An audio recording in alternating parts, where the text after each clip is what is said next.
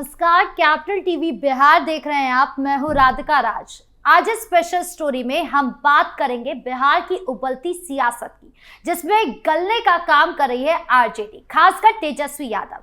जब से बिहार चुनाव हुए हैं तब से तेजस्वी यादव गए कहां हैं, ये पता ही नहीं चल पा रहा है। माना जा रहा है कि तेजस्वी ने आरजेडी की कमान संभालने की जितनी भी कोशिश की हो वो अब फेल होती नजर आ रही है, और वो बुजुर्ग लालू प्रसाद यादव को ये दिखा चुके हैं कि मुझसे तो नहीं होता। पार्टी की कमान संभालने का काम आप ही पार्टी को देख लो, और लालू प्रसाद अब वही कर रहे हैं। बिखरी पार्टी को संभालने की कोशिश कर रहे हैं, लेकिन कुछ भी संभल नहीं पा रहा है। तो वहीं दूसरी तरफ ओवैसी की पार्टी दिन पर दिन उभरती जा रही है। ओवैसी किंग मेकर की भूमिका में आ गए हैं, जो सीधे सीधे तेजस्वी यादव के लिए एक बड़ा झटका है। साथ ही नीतीश सरकार क्या कर रही है, सब कुछ बताएंगे आपको विस्तार से।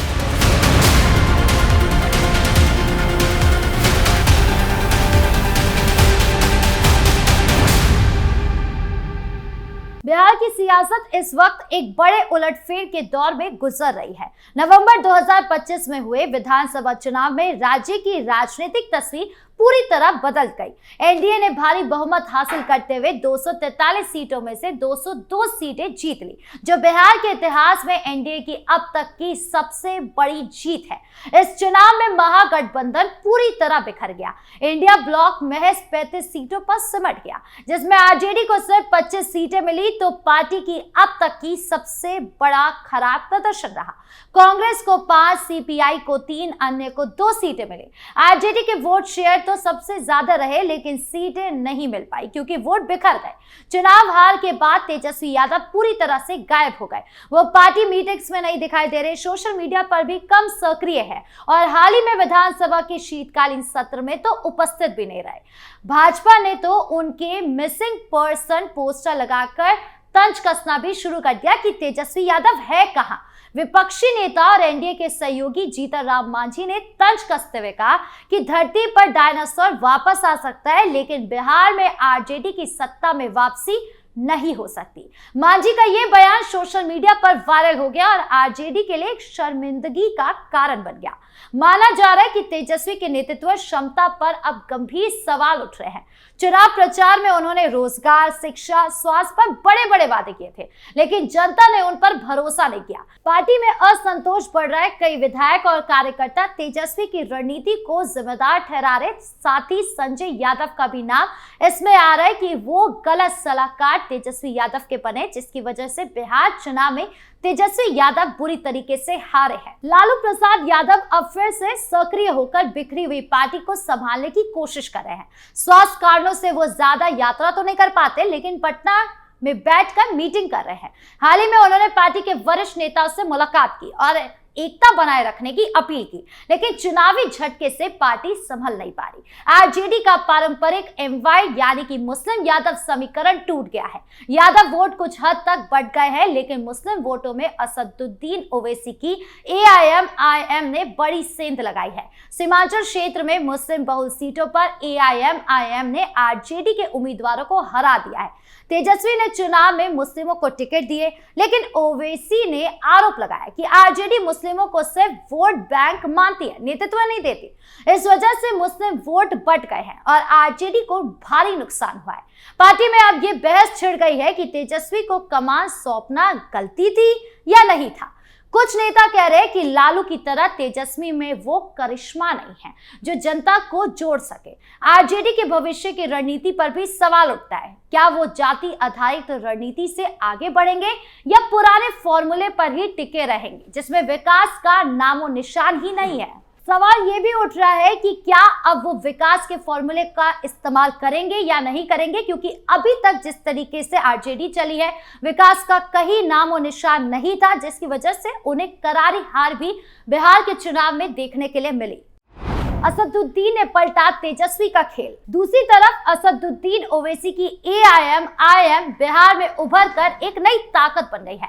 पार्टी ने सीमांचल के किशनगंज, अररिया, पूर्णिया, कटिहार और सिवान जैसे जिलों में 5 सीटें जीती, जो 2020 में 5 सीटों के बराबर थी, लेकिन इस बार उनका प्रभाव ज्यादा गहरा रहा। ओवैसी ने मुस्लिम समुदाय को संबोधित करते हुए कहा कि आरजेडी और कांग्रेस ने मुस्लिमों को धोखा दिया, उन्हें सिर्फ वोट के लिए इस्तेमाल किया। एआईएमआईएम ने मुस्लिम युवाओं, महिलाओं और गरीबों पर फोकस किया और विकास के मुद्दों को भी उठाया। अब अप्रैल 2026 में बिहार में 5 राज्यसभा सीटें खाली हो रही है। एक सीट जीतने के लिए कम से कम 41 विधायक के वोट चाहिए। एनडीए के पास 202 विधायक है, जो 4 सीटें आसानी से जीत सकती है, लेकिन 5वीं सीट के लिए अतिरिक्त वोटों की जरूरत है। महागठबंधन के पास 35 वोट है, जो अकेले एक सीट के लिए काफी नहीं। यहाँ एआईएमआईएम के 5 विधायक और बीएसपी के 1 विधायक निर्णायक भूमिका में है। अगर ओवैसी एनडीए का साथ देते हैं तो एनडीए 5 सीटें जीत सकती है। अगर महागठबंधन का साथ देते हैं तो विपक्ष को 1 सीट मिल सकती है। आरजेडी के 2 मौजूदा राज्यसभा सांसदों का टर्म खत्म हो रहा है, इसलिए ओवैसी का रुख आरजेडी के लिए बेहद महत्वपूर्ण है। ओवैसी ने अभी तक अपना पत्ता नहीं खोला है, लेकिन सूत्रों का कहना है कि वो एनडीए के साथ बातचीत कर रहे हैं। ये तेजस्वी यादव और आरजेडी के लिए एक बड़ा झटका है, क्योंकि ओवैसी मुस्लिम वोट बैंक में स्थायी सेंध लगा रहे हैं। बिहार में मुस्लिम आबादी 17% है और अगर एआईएमआईएम मजबूत होती है तो आरजेडी का आधार और कमजोर होगा। ओवैसी किंग मेकर की भूमिका में आ गए हैं, जो बिहार की राजनीति में नया मोड़ है। वो कहते हैं कि मुस्लिमों को अपनी पार्टी चाहिए, ना कि दूसरों की बैसाखी चाहिए। ये नए सियासी समीकरण बना रहे हैं, जहां एआईएमआईएम तीसरा पोल बन सकती है और पारंपरिक दल जैसे आरजेडी और कांग्रेस को चुनौती दे सकती है। आलती पालती मारे बैठे नीतीश। वहीं नीतीश कुमार की सरकार विकास और सुधारों की रणनीति पर जोर दे रही है। 7 निश्चय 3 योजना के तहत 2025 से 2030 तक बिहार को विकसित राज्यों की श्रेणी में लाने का लक्ष्य रखा गया है। इस योजना में 7 प्रमुख संकल्प है: 2 गुना रोजगार, 2 गुनी आय, समृद्ध उद्योग, सशक्त बिहार, कृषि में प्रगति से राज्य की समृद्धि, उन्नत शिक्षा में से उज्जवल भविष्य, सुलभ स्वास्थ्य, सुरक्षित जीवन, मजबूत आधार, आधुनिक विस्तार, सबका सम्मान, जीवन आसान। खासकर सबका सम्मान जीवन आसान संकल्प के तहत सरकारी सेवाओं को बेहतर बनाने के लिए आम जनता से सुझाव मांगे जा रहे हैं। प्रमाण पत्रों की घर डिलीवरी, बुजुर्गों की देखभाल, पैदल चलने वालों की सुरक्षा, अस्पतालों में बेहतर इलाज, दफ्तरों में आसान प्रक्रिया और तकनीक का इस्तेमाल जैसे मुद्दे पर फोकस किया जा रहा है। सुझाव 4 जनवरी 2026 तक ऑनलाइन पोर्टल, ईमेल या फिर ऑनलाइन माध्यम से भेजे जा सकते हैं। सरकार का दावा है कि जनता की भागीदारी से समस्याओं का समाधान होगा और जीवन स्तर ऊंचा उठेगा। नीतीश कुमार ने हाल ही में कहा था कि पिछले 20 सालों में उन्होंने कानून का राज कायम किया है, बिजली, सड़क, शिक्षा, स्वास्थ्य में क्रांति लाई है। अब फोकस उद्योग और रोजगार पर है।